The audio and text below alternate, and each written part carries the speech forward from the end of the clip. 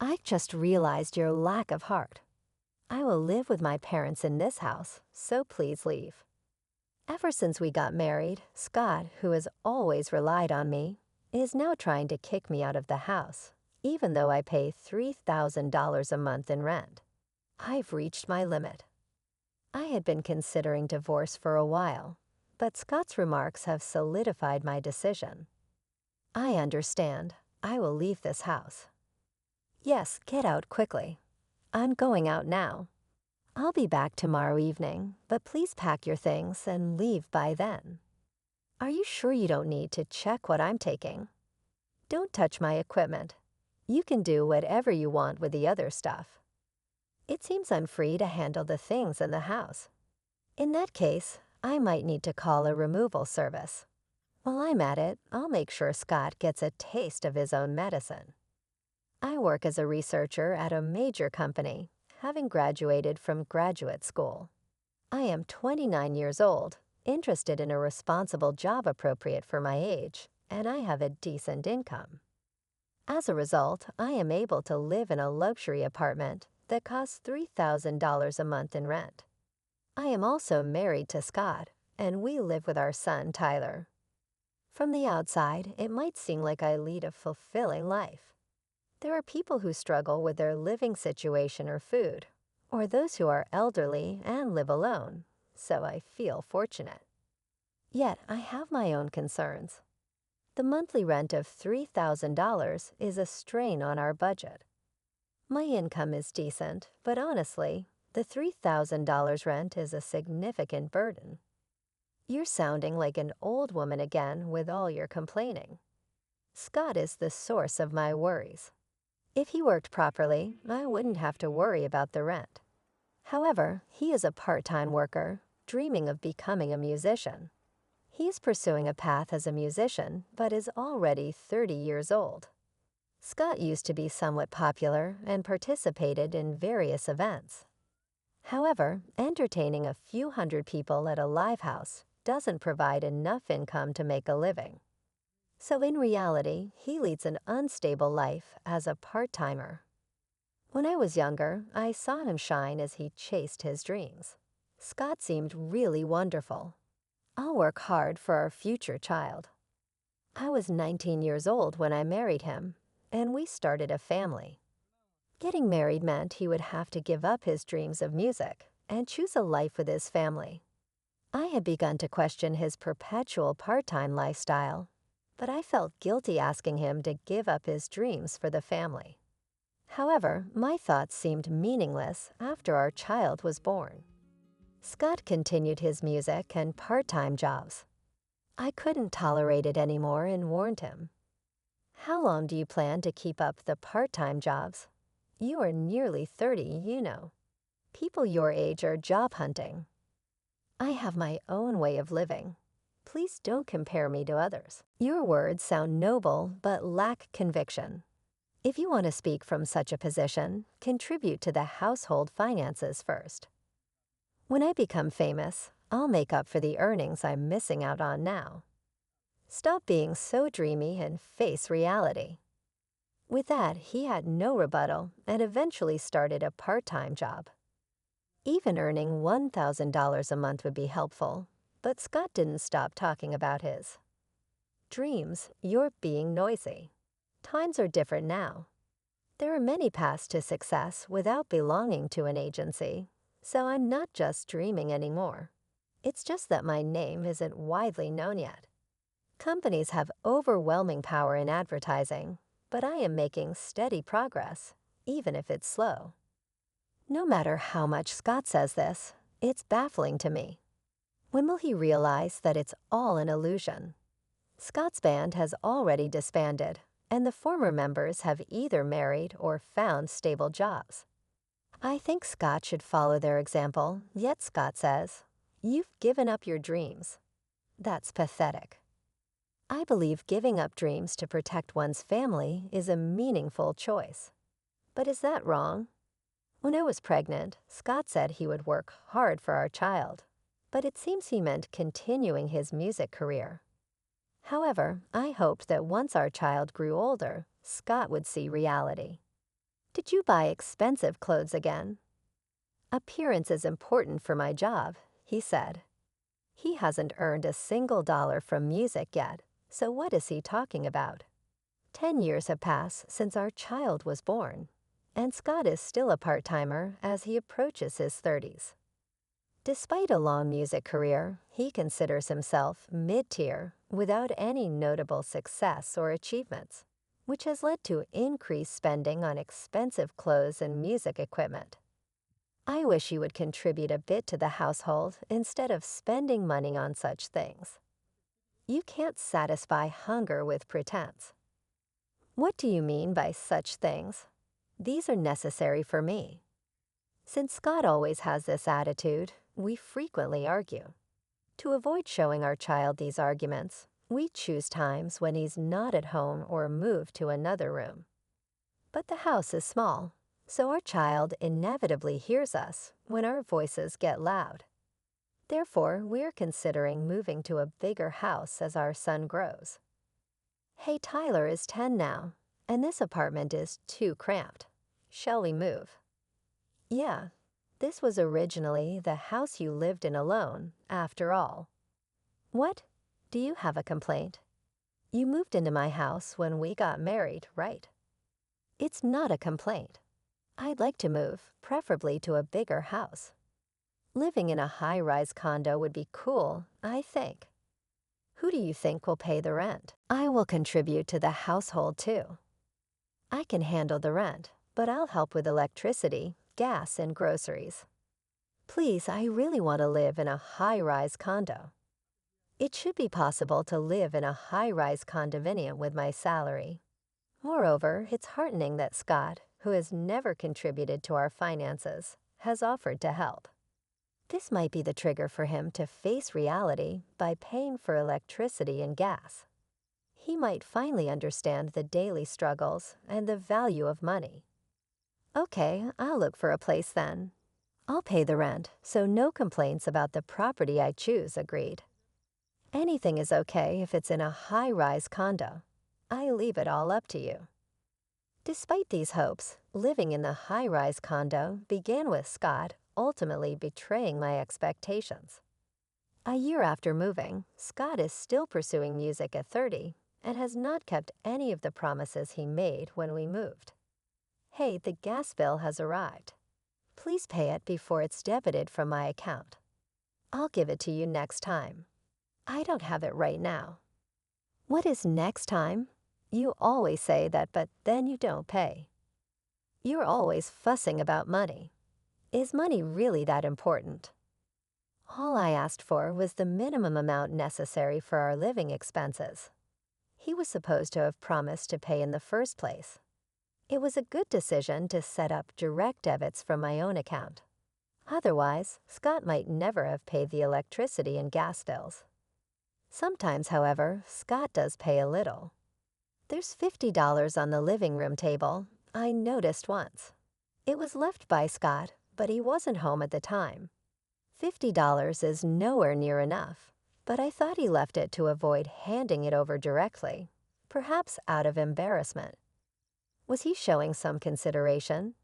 There was something endearing about that. But I was mistaken. I haven't received this month's electricity payment yet. I pay sometimes, don't I? It seems he only wants to feel like he's contributing by occasionally handing over a few tens of dollars. To top it off, he lies and asks for money. I want to take my parents on a trip. Can you lend me some money? Okay, will $50 be enough? Thanks, I appreciate it. Scott sometimes tells lies, but I know it's a sign that he wants pocket money. He also knows that I understand he's asking for it. Because of this, our conversations can be hard to understand when he asks for money. These exchanges happen frequently because he often asks me for money. He probably uses it to treat his juniors or show off. The rent is still $3,000 this month, which is tough. The rent for the high-rise condo we moved to is certainly not cheap. I thought moving there might motivate Scott to work, but he always disappoints me. and I've been struggling with the rent for 3 years. I can't save money in this situation. Ideally, I'd like to use it for more meaningful purposes, like our child's future or retirement. I've considered divorce before, but now it seems it's time to seriously think about it. Then Scott made a remark that made my decision clear. Hey, we have an unused room, right? I was thinking of clearing it out and making it into a room for my parents. What do you think? A room for your parents? As in living together? What brought this on all of a sudden? My parents are getting older, so we can't just leave them be. His words sound noble, but Scott lacks the ability to follow through. Who does he think is paying the rent for this high-rise condo? Moreover, I'm also bearing the cost of living expenses and our son's education. Furthermore, the idea of being forced to live with my in-laws is absolutely unacceptable. I'm absolutely opposed. You don't need to answer so quickly. Think about it a bit. I disagree. Why are you so firm? What's wrong with filial piety? Are you telling me to abandon my parents? You're heartless. If you only heard this conversation, it might seem like I'm selfishly refusing to live with them, but that's not the case. The problem is entirely with Scott. If we start living together, I can clearly see a future where he dumps all the responsibility for his parents on me, so I firmly refuse. I absolutely cannot live together with them. I see how heartless you are. I will live in this house with my parents, so you need to leave. Ever since we got married, Scott has been dependent on me, and now he's trying to kick me out of the house, even though I'm paying $3,000 a month in rent. I want to make him aware of his helplessness and lack of achievements. He ordered me out of the house with unreasonable anger. I've reached my limit. I had been considering divorce for a while, but Scott's remarks have solidified my decision. Understood. I will leave this house. Yes, get out quickly. I'm going out now. I'll be back tomorrow evening, but please pack your things and leave by then. Are you sure you don't need to check what I'm taking? Don't touch my equipment. You can do whatever you want with the other stuff. Scott left the house after his final remark. It seems I'm free to handle the things in the house. Mom, I'll help you and I'll go with you too. My son came out of his room and offered words of comfort. Whenever there was a marital dispute, our son always went to another room. Creating a situation that makes our child feel the need to be cautious is heartbreaking for me as a parent. Our 13-year-old son used to enjoy playing with his father and liked him a lot when he was younger and didn't understand the situation. But from upper elementary school, he began to grasp the reality and started supporting me. Where should we start cleaning up?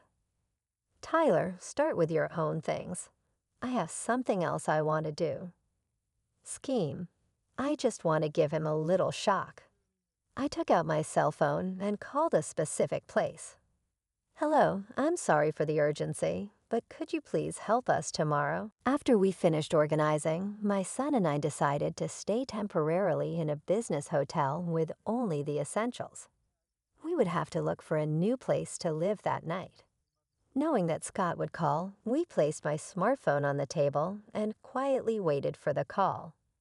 The smartphone rang, and we looked at each other before I answered. Hey, what's going on here? What are you doing? What do you mean? What's the problem? Seeing Scott's panic, my son and I couldn't help but laugh. All my clothes and equipment are here, but everything else is gone. What happened to the tables and the fridge? Did you take them? No, I arranged for a junk removal service to dispose of everything. By now, it might already be burned. Tyler, are you there too? When my son intervened and spoke up, Scott was even more surprised. He probably didn't realize that Tyler was still at home and was shocked by the nearly empty house. What do you mean everything is disposed of? These furniture and appliances, right? Well, they could be considered marital property.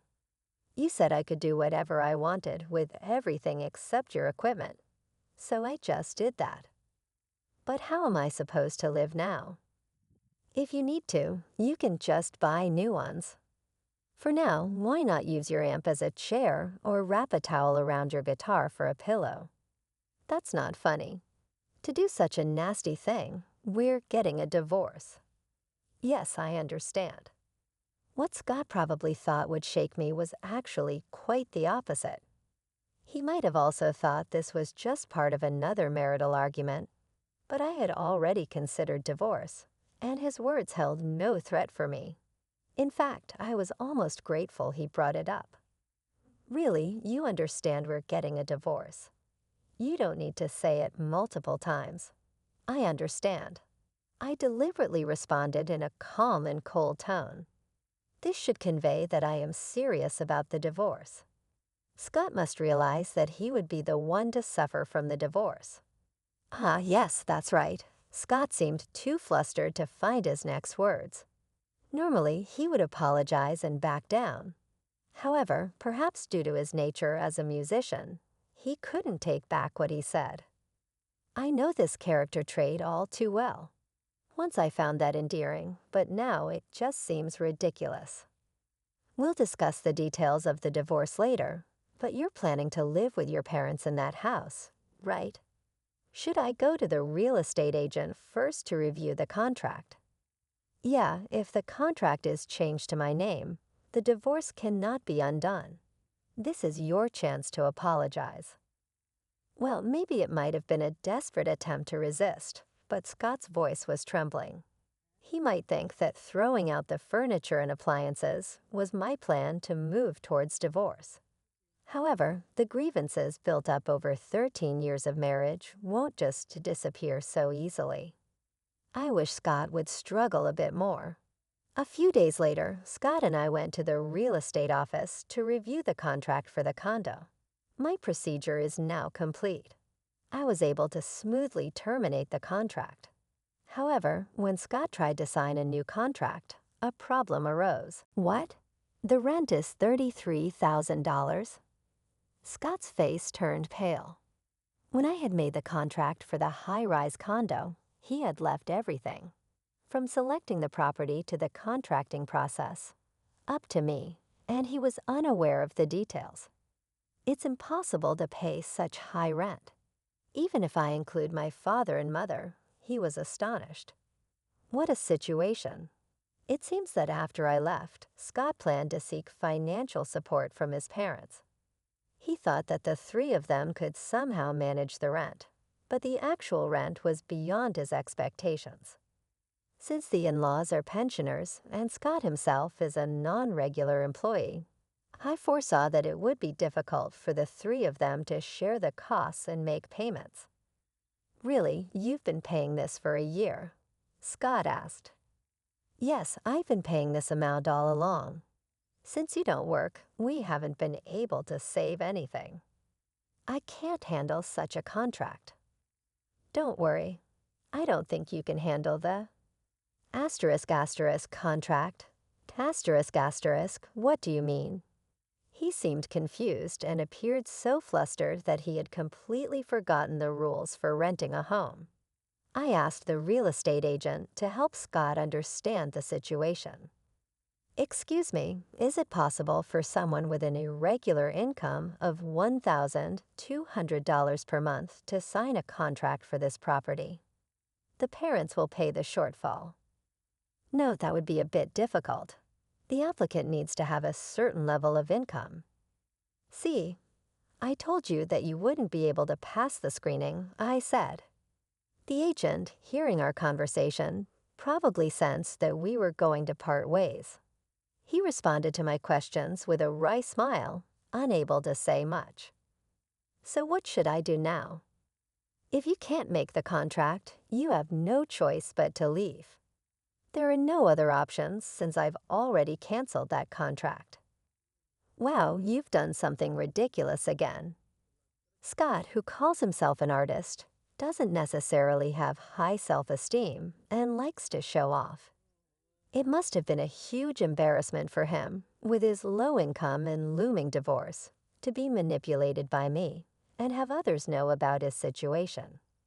His face was drenched in sweat and as red as if he had just run a full marathon in midsummer. Ignoring my husband, I continued talking to the agent. It seems that things didn't go as planned, and the contract is impossible now. We need to move out immediately, right? I'm sorry for the confusion, but there's hardly any belongings left, just some clothes and music equipment. It's a small enough amount to clean up quickly. Could you check the procedures for moving out? You knew I didn't understand the rent or the conditions of the house, and you still went ahead with this, Scott said. What do you mean? When I asked if you wanted to review the contract, you said you would handle it yourself. Whether you know about my income, Scott said. I was hoping there might be a way for the contract to succeed, I answered. Don't joke. I'm not leaving here, Scott insisted. If you don't leave, I'll call the police. I don't know the legal details, but you might be sued for trespassing or failure to vacate. Oh, and since this isn't my property anymore, the real estate agency or the owner might take some action. It could get messy if a company reports it, I said. The agent looked on worriedly. I truly felt sorry for causing inconvenience. You don't want to be embarrassed any further, right? Go home now and pack your things. Scott left the real estate office without saying a word. I'm sorry, the house will be empty soon. If anything is left, I'll take responsibility for disposing of it, I said later when the agent and I went to the house. It was already empty. Later, to apologize for the inconvenience, I brought sweets to the real estate office. The procedure itself would be fine if handled well, but the agent seemed confused by the very awkward situation. I am truly sorry. However, this brought the dreamy musician back to the real world. Now he must strive to do well in the real world. After he left the house, our divorce was officially finalized. My ex had no financial leeway, and since I had spent most of my money on rent, there was no dispute over the division of assets. My son chose to stay with me. My ex-husband might have sought support from his parents, but I had already blocked that path. After about 10 years of marriage, I informed my in-laws of the divorce and made my greetings. I thought it was only natural to communicate this process to my in-laws. Upon learning of my ex-husband's past actions, my in-laws decided to distance themselves from him and to withhold support until he finds a job and becomes independent. As a result, the plan for my ex-husband to live with his parents was canceled. Therefore, my ex-husband could no longer rely on his parents. Over 30 years old and having lived as a freelancer, it is difficult for him to find regular employment, and he is still working as a freelancer. His income remains low, and he struggles even to pay the rent for a cheap apartment. Under these circumstances, continuing music is almost impossible. This is the reality of my ex-husband, who achieved nothing. I have rented a new apartment and am living there with my son. After my husband left, the rent decreased, allowing me to utilize my funds more beneficially. While I don't deny the pursuit of dreams, living comfortably with my son under the current circumstances is what makes me happy.